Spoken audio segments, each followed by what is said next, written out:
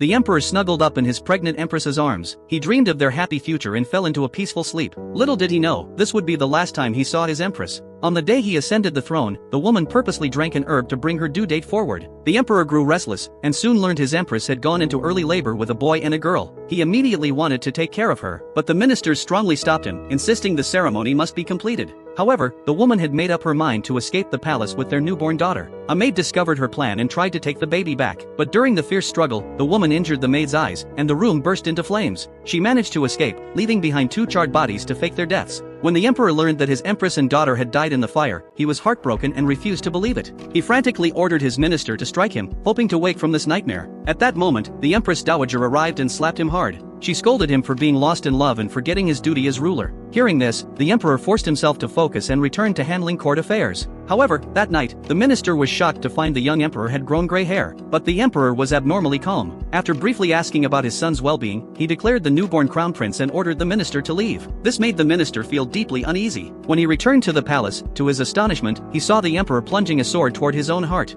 The minister rushed to stop him, pleading that he must live for the crown prince. If the father died too, the young child would have no one to rely on. Persuaded by these words, the emperor decided to raise the crown prince to adulthood first, then be with his late empress. 3 years passed. The woman had settled in the south under a new identity, living with her little daughter. She thought she had ruthlessly left her past behind, but late at night, she picked up a gift the emperor had given her, overcome with deep longing. However, she never imagined that the emperor would one day find her trace. It turned out the emperor was traveling south with the crown prince to investigate the disaster situation. That day, the little daughter was worried because she had no money to buy candy. She suddenly noticed a wealthy-looking boy approaching. Without hesitation, she went over to make friends with him, asking if he could buy her some candy. The crown prince felt strangely familiar with this unknown girl and agreed, but he immediately realized he had no money with him either. Seeing this, the girl suggested he trade his jade pendant for the candy. She finally got the sweet as she wished, but was soon punished for her deceptive act. Furious, the woman decided to go redeem the jade pendant and return it to the boy. Meanwhile, the boy also took the emperor to the same place. He claimed he had met a girl who felt like a sister to him. Suspecting a plot, the emperor came to find out the truth. But the moment he saw that familiar face, all his worries vanished. All he wanted to do was hold his empress tightly in his arms.